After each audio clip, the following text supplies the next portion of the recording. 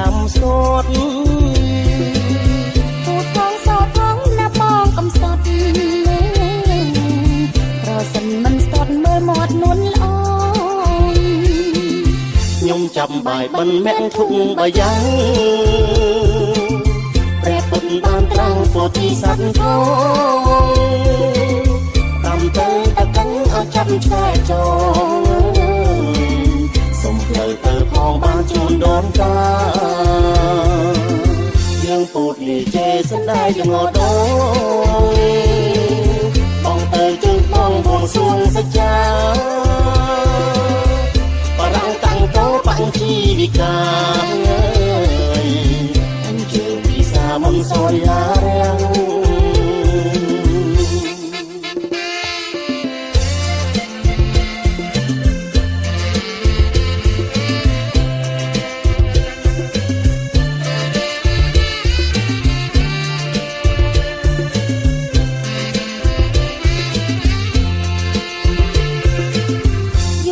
ម៉ោង3ស្រីក្រោកដាំបាយម៉ោង4ឆោមឆាយទៅបបាយបិណ្ឌដួបាយដំណើបតែទៅដាំឆ្អិនទិញស្រាំងស្រាច់កាន់សំដៅទៅវត្ត